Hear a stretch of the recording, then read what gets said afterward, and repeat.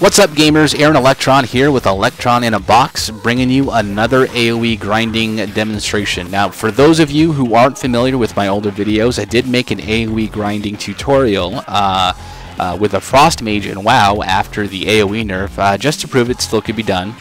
Feel free to check that one out in my channel if you want to compare AoE grinding in both games. What you're going to find, though, is that AoE grinding is a lot easier and safer in Rift, especially after the 1.1 patch changes, which I'll get into shortly. So AoE grinding, pretty much my favorite thing to do when I'm not in a group or a war front. You can really earn a lot of plat selling the drops you'll get. You're going to be getting lots of cloth and crafting materials and equipment. In fact, just before I started filming these clips, I got an epic staff drop. I think that's probably the third drop I've seen epic I've seen since I started AoE farming around level 30. Now, this footage was filmed shortly after the release of patch 1.1. I woke up pretty early the next day. You can see I think the server time is 4 a.m., so I had this whole area to myself. Now, this area here is the big field that's right in front of the Endless Citadel. Now, that's the area out in Stillmore that leads towards Greenscale's Blight. The reason I'm here and not at a more popular AoE spot, for example, Crown Hill, also in Stillmore, and the reason Crown Hill is popular is because there are lots of densely packed mobs that and some obstructions where you can LOS the caster mobs. But anyway, the reason I'm here is because these mobs actually give Order of Mathos rep when you kill them. So I figured, hey, you know, if I'm going to be AoEing, might as well get some reputation while I'm at it. Order of Mathos, I think, has an epic chest piece and crafting patterns and some item enhancements, just like any other faction. But these mobs do give the rep when you kill them. Now, I want to touch on patch 1.1 real quick. And really, it's the reason I'm making this video today. I consider it the AoE patch, and I know that sounds kind of funny because patch 1.1 is a major content patch. You've got a world event going on, you got a raid instance on the way, you've got sweeping class balance changes that went into the game, and I know everyone's focused on that, and that's rightly so, obviously, but when I looked at the patch notes, something really jumped out at me, and that was a change to the exposed debuff. Now, you get exposed when you're running away from a mob and it hits you. And what it used to do was increase the damage you took by 20%, and it stacks up to 5 times. So if you had 5 stacks on you, and it was pretty easy to get 5 stacks on you when you're running around trying to gather up mobs to AoE down, you'd be taking 100% extra damage, or double damage. So essentially what this did was cut in half the amount of mobs that you could pull at once. Sure, you can handle 5, 6, maybe even 10 mobs at a time, but you couldn't pull them because you were taking double damage the whole time. So what the patch did was take out that damage increase that the debuff gave you, and in its place you get a movement speed reduction, which is way easier to deal with. So now you're free to pull as many mobs as you can handle without worrying about taking massive amounts of damage while you're pulling. In fact, if you run my spec, you can even remove that snare with Disillusion in the Shaman tree. But anyway, speaking of specs, let's take a look at the build I used in this video. So this is an Inquisitor heavy spec, 44 Inquisitor, 10 Sentinel, 12 Warden. I'll go ahead and post the link to the spec in the video description. You can tweak it however you like. I should point out that this is also my current solo PvP build that I use when I don't feel like healing.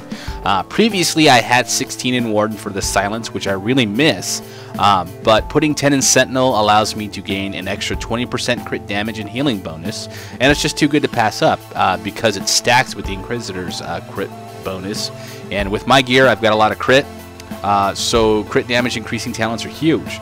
Now the downside is I can't silence caster mobs to bring them to me anymore, but not that big of a deal because most of the mobs I fight are melee anyway, and with the change to expose I can just drag them to the range mobs if I wanted to. So in the Sentinel tree I grab Watchful Gaze and Walk the Light, which gives me 5% bonus spell power and the aforementioned 20% crit bonus. The only spell you're going to be using in Sentinel is Healing Breath, that instant heal just in case your health dips a little low. So in the Inquisitor tree, I grab all the major damage talents as well as some PvP utility. Now you're probably wondering why I don't have any points in Clinging Spirit.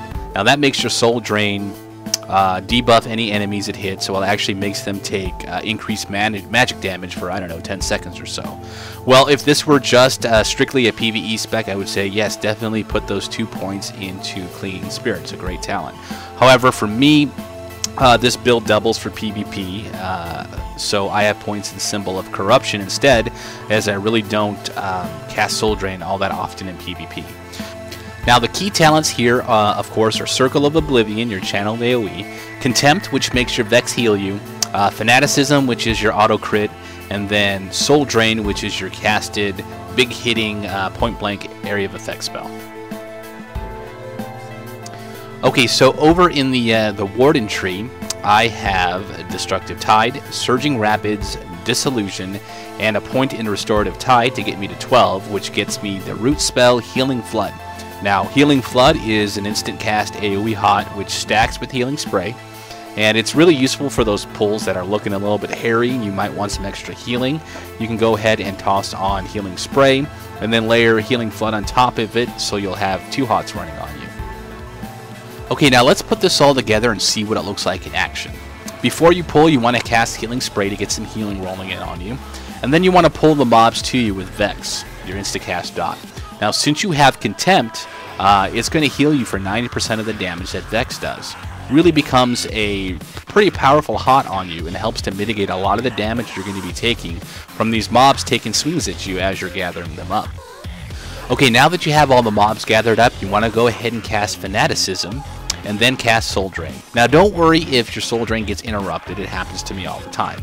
Just go ahead and recast it. Now, if you're feeling a little worried, you can always toss a Healing Breath or another hot in there.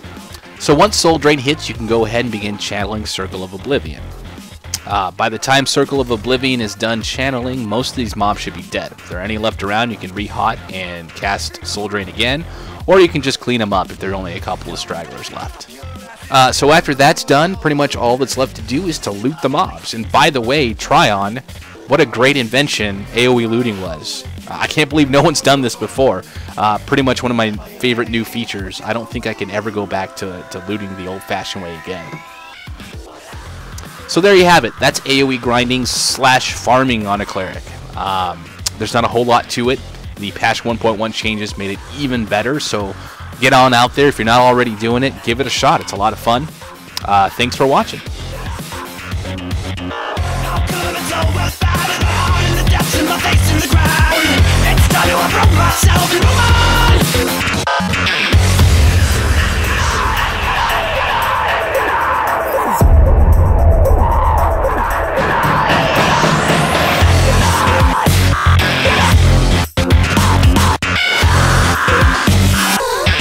Yeah.